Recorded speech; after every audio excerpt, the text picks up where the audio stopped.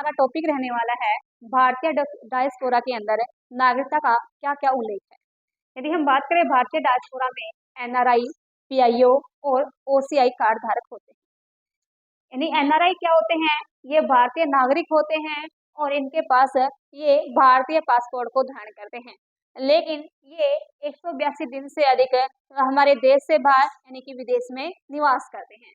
उसके बाद आता है पीआईओ। पीआईओ क्या कौन होते हैं? ये भारत के नागरिक नहीं होते, लेकिन भारतीय मूल के नागरिक होते हैं। और यदि हम बात करें पीआईओ की, ये 2002 में जारी किया गया था। उसके साथ है ओसीआई, ये एक दर्जा होता है और इसको 2003 में जारी किया गया था।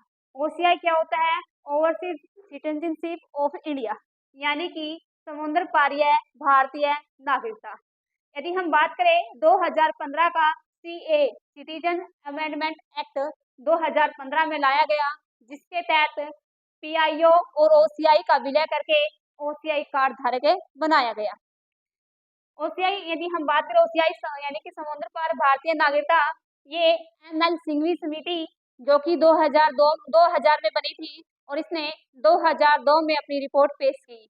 इसी की सिफारिश पर पीआईओ और ओसीआई का विलय किया गया था और पीआई जब 2002 में पीआईओ की स्थापना और 2003 में ओसीआई की स्थापना की गई थी और दोनों को 16 देशों के लिए ये जारी किया गया था। लेकिन 2005 में इसका संशोधन किया गया और संशोधन के तहत सभी देशों के लिए ये ओसीआई और पीआईओ बन सकते थे। लेकिन अपवाद थे दो देश, एक बांग्लादेश और दूसरा पाकिस्तान।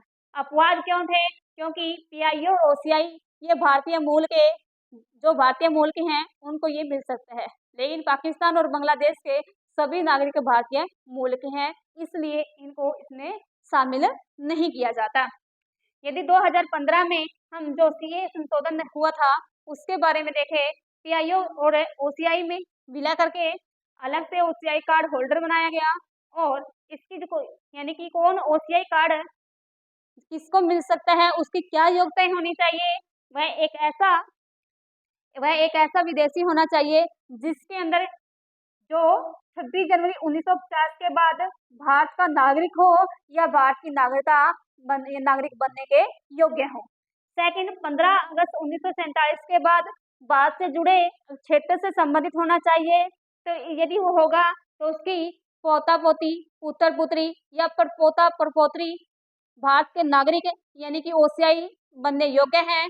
और इनके जो इनसे संबंधित पति पत्नी है, यदि कोई पति है तो उसकी पत्नी, यदि कोई पत्नी है तो उसका पति। यदि उनको शादी को 2 वर्ष हो चुके हैं, सफल शादी को, तो उनको और उनके नाबालिग बच्चों को भी ओसीआई कार्ड मिल सकता है। ओसीआई धारक को क्या क्या सुविधाएं मिल सकती है? आजीवन भारतीय वीजा कार्ड प्राप्त कर सकता है, लेकिन शोध कार्य के लिए उसको अनुमति लेनी पड़ेगी, ये इसके अंदर अपवाद है। सेकंड, उसे एफआरओ में रजिस्ट्रेशन की आवश्यकता नहीं होगी। थर्ड है, पर्यटक स्थलों पर अतिरिक्त शुल्क नहीं देना पड़ता। जितने भी पर्यटक स्थल है जहाँ पर शुल्क लगता है, भारतीय नागरिकों से कम शुल्क लिया जाता है, जबकि विदेशियों से शुल्क की मात्रा ज्यादा होती है। लेकिन ओसीआई कार्ड धारक को ऐसा ज्यादा शुल्क देने की आवश्यकता नहीं होती। पूंजी निवेश एवं व्यवसाय करने की आजादी है, किसी भी सेक्टर में पूंजी निवेश कर सकता है, कोई भी व्यवसाय है वो भारत में कर सकता है, उसको आजादी होती है। घरेलू उद्योग धंधों में एनआरआई के समान उनको सुलभ टिकट देने की आवश्यकता होती है। यदि ओसीआई कार्ड 5 वर्ष तक धारण करता है तो वो भारतीय नागरिकता के लिए आवेदन के योग्य बन जाता है। ओसीआई कार्ड की समाप्ति कैसे होगी? ये थी सुविधाएं। समाप्ति कैसे होगी? यदि कोई ओसीआई कार्ड धारक है, ऐसा कुछ क्या करने से उसकी समाप्ति हो सकती है? फर्जी तरीके से यदि ओसीआई कार्ड धारण करता है तब भी उसकी ओसीआई जो नागरिकता है वो खत्म हो जाएगी। युद्ध काल में शत्रु से गैर कानूनी संपर्क स्थापित करता है तब भी ओसीआई कार्ड की समाप्ति हो सकती है। ओसीआई कार्ड धारण करने के 5 वर्ष के अंदर यदि उसको 2 साल तक की कैद हो जाती है तब भी उसकी ओसीआई धारक अक्षमता खत्म हो जाएगी।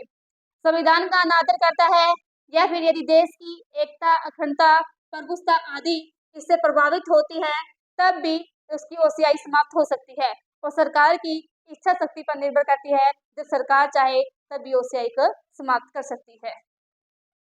क्या ओसीआई कार्ड धारक दोहरी नागरिकता है? तो इसमें हम कहेंगे नहीं, दोहरी नागरिकता नहीं है। क्यों नहीं है? क्योंकि ओसीआई जो धारक होता है उसको भारतीय नागरिकों के समान अधिकार नहीं मिलते। जैसे आर्टिकल हमारा अनुच्छेद 16 में लिखा है लोक नियोजन में अवसर की समानता। जो अवसर की समानता भारतीय नागरिकों को मिलती है वो सभी के सभी अवसर की समानता ओसीआई कार्ड धारक को नहीं मिल सकती। आगे है जैसे महत्वपूर्ण पदों पर, जैसे कि महत्वपूर्ण पद है राष्ट्रपति, उपराष्ट्रपति, सुप्रीम कोर्ट के न्यायाधीश या फिर हाई कोर्ट के न्यायाधीश, इन सभी पदों पर नियुक्त होने का अधिकार भी ओसीआई कार्ड धारक को नहीं है। ओसीआई कार्ड धारक को मतदान का अधिकार नहीं है। लोकसभा, राज्यसभा या राज्य विधान मंडलों में निर्वाचित होने का अधिकार भी नहीं है। यानी कि ओसीआई कार्ड धारक एमएलए या एमपी नहीं बन सकता और वो कृषि संबंधी भूमि को भी नहीं खरीद सकता।